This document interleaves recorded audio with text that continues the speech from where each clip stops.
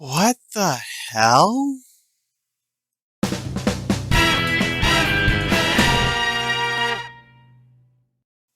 Hello everyone, Tebrith here, and welcome to my Week 17 video on my journey to learning TF2.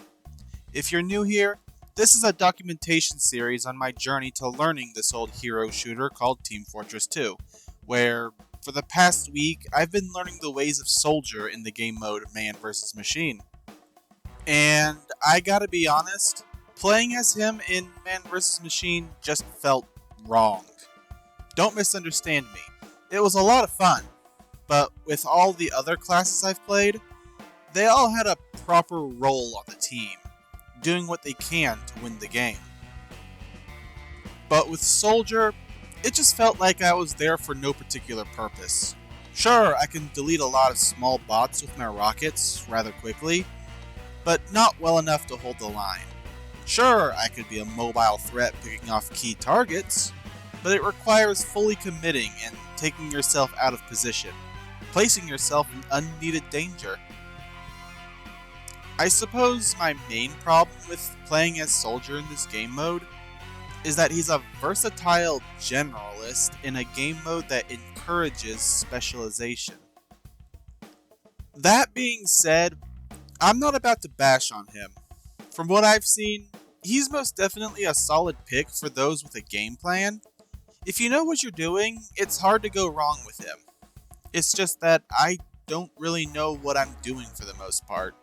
He may be a beginner-friendly class in normal TF2, but in Man vs. Machine, it's best to leave him to the veterans.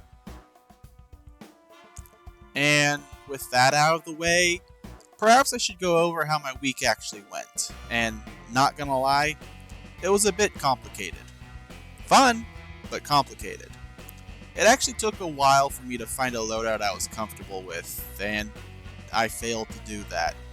I came close at the end, but ultimately, I think I need more time to experiment to find a loadout I'm truly happy with. Anyway, I started off taking the advice of last week's comments, trying out the different banners, focusing more on crowd control and tank busting, and it works for the most part, though I am disappointed in how poor Soldier is at busting tanks. And throughout the week, I realized that as a Soldier, there really isn't a one-size-fits-all loadout. You gotta switch out which banner you are using depending on the team dynamic. You lack a medic, grab the conch. You need more firepower, grab the buff banner. Your team actually somewhat balanced? Time for the battalion's backup. For the melee option, I'm still trying to decide whether the escape plan or disciplinary action is more reliable. Though, I'm heavily leaning towards the escape plan, purely because of just how often my style of Soldier separates me from the team. And as for the primary rocket launcher, early on in the week, I was confident in the black box for the survivability it provides. However, the small clip it has is not enough for crowd control or providing appropriate damage to the larger targets. So I moved on to the direct hit, hoping that the increased damage and rocket speed would let me be more reliable in terms of damage and target selection. Bad idea. The smaller blast radius makes it so much more difficult when dealing with crowds, and the increased single target damage is not worth sacrificing AoE potential. So eventually, I decided to break out the Hybrid Gardener loadout again, which was the turning point for me. I swapped out the Market Gardener for the disciplinary action, and then again later for the escape plan. And that's when I started finding a decent rhythm. Bombarding crowds from the sky with a load of rockets, while blast jumping everywhere for mobility is a lot of fun, and actually a rather valid strategy. My only regret was not trying out the Beggar's Bazooka. Knowing what I know now, Beggar's seems like a rather solid option on paper, and should I return to MVM as a Soldier again, I fully intend to give it a go. And that's about it.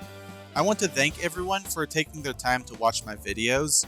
I know it's no Subway Surfers, but I do appreciate those that have stuck by me anyway.